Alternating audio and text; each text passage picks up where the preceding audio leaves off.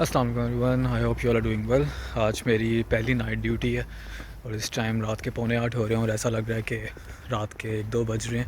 No once there, कोई एक गाड़ी भी नहीं है। एक तरह से थोड़ा बहुत डर भी लगता है, but there are few people who are walking around, तो उस लिहाज से you feel little bit safer hair.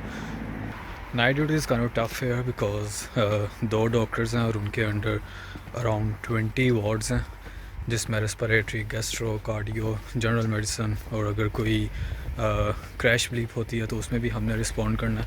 So it's I think it's going to be hectic, but let's hope कि जो मेरे साथ दूसरा डॉक्टर है वो कोई एक्सपीरियंस डॉक्टर है, because on the first day, maybe on the first 2 days I might need to make myself aware a lot of stuff जो मैं नहीं जानता। So I am hoping for the best.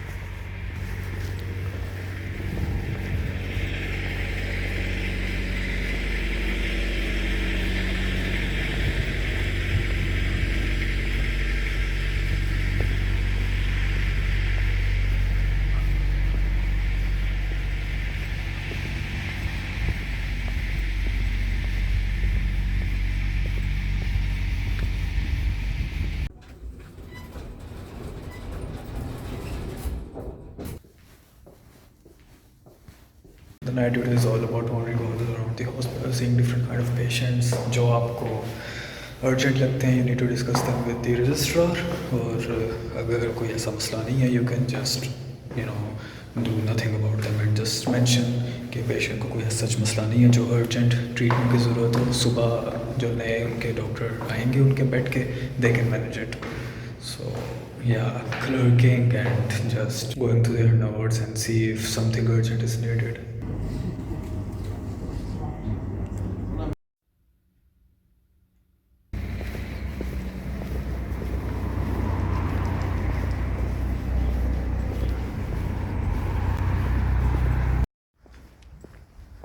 So the night call is finally over. शुरू के 10 घंटे physically tiring थे और जो आखिरी 2 घंटे थे वो मेंटली टायरिंग थे, because there is a patient who got critical and we had to resuscitate her for like 45 minutes, but we weren't able to save her life. So it was mentally tiring. I wasn't able to sit for even a couple of minutes.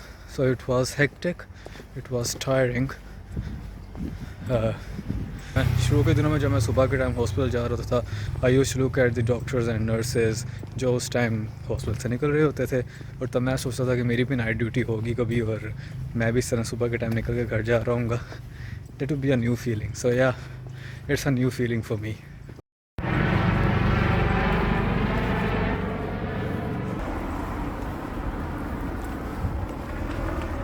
There was this one interesting thing जो मेरी night duty में हुई. पहले दिन code blue announce किया गया क्योंकि एक पेशेंट को कार्डियक अरेस्ट हो रहा था.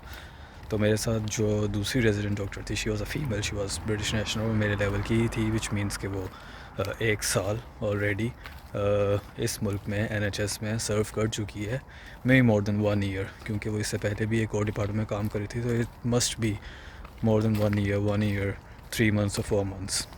तो कार्डियक अरेस्ट हुआ पेशेंट को और कोड ब्लू अनाउंस किया गया. तो सारे डॉक्टर्स हम उस पेशेंट के पास गए. वी ट्राइड टू रिवाइव हर. हमने तकरीबन 45 मिनट्स कोशिश की और 2 दफ़ा वी अटेंड रोस्क 2. रोस्क का मतलब ये कि पेशेंट रिवाइव हो गया लेकिन वो सर्वाइव नहीं कर सका उसके बावजूद. तो इवेंचुअली 45 मिनट्स बाद हमने पेशेंट की डेथ अनाउंस कर दी. आफ्टर दैट तकरीबन ये सुबह के 6 बजे का वक्त था और 8 बजे हमारी ड्यूटी ख़त्म होनी थी. तो 6 बजे से तकरीबन 6:45 तक हम यहाँ पे बिज़ी रहे. लेकिन उसके बाद जब ये हमने डेथ अनाउंस कर दी तो जो दूसरी रेजिडेंट डॉक्टर थी जो मेरे साथ, जिन्होंने टास्क डिवाइड करने होते हैं, वो उनको थोड़ा सा मेंटल ब्रेकडाउन हुआ. She started crying.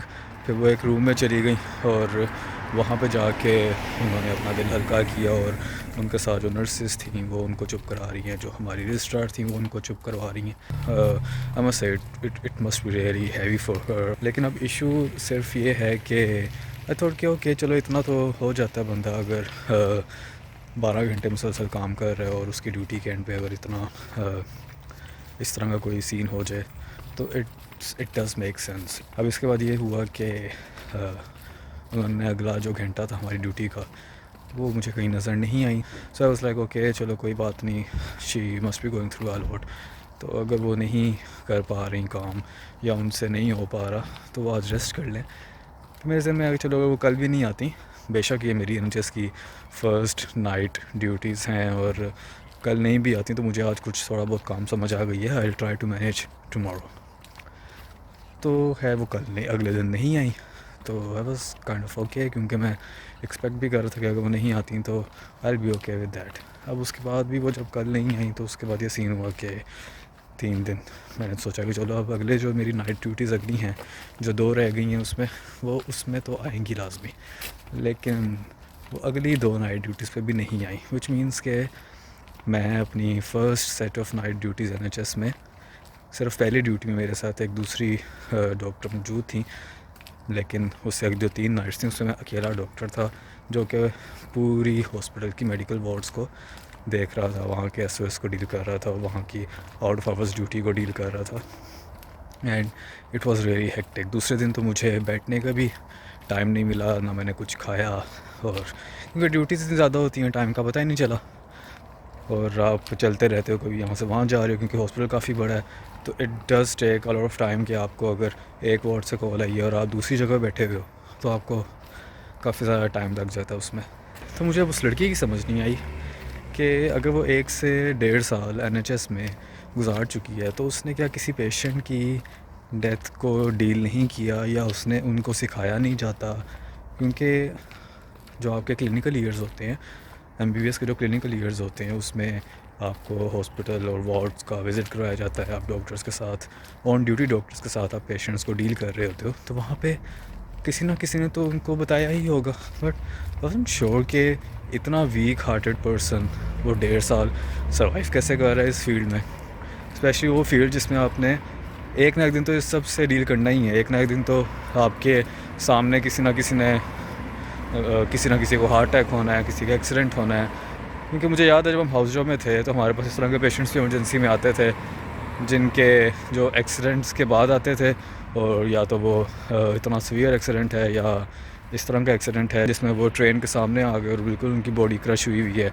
एक तो ऐसा पेशेंट था जिसका स्कल खुला हुआ था और उसका जो ब्रेन है वो हम डॉक्टर्स ने मिल के हाथ में पकड़ के उनके स्कल में वापस डाला, स्कल ऊपर लगाया और फिर हमने उसको स्टिचेस लगाए। It was really weird for me कि यार ये क्या सीन है कि एक इस तरह की क्रैश कॉल हुई है और उसके बाद आप इतना इमोशनली ड्रेन हो गए हो, या it was so overwhelming for you कि आप अगले 3 मुसलसल दिन अपनी 12 घंटे की ड्यूटी, जब आपको पता है कि आपको रिप्लेस करने वाला कोई नहीं है और आपके साथ सिर्फ एक और डॉक्टर है और आप 2 लोगों को जिन्होंने सारा काम करना है, आप वहाँ पे नहीं आए और आप अभी तक घर बैठे हुए हो, 3 रातें गुजर गई हैं। आपको उनको ये भी पता था कि मेरी पहली NHS नाइट ड्यूटीज़ हैं और मेरा हॉस्पिटल में मुझे नाइट ड्यूटीज़ का कोई एक्सपीरियंस नहीं है NHS में, but I am not sure कि ये क्या सीन था।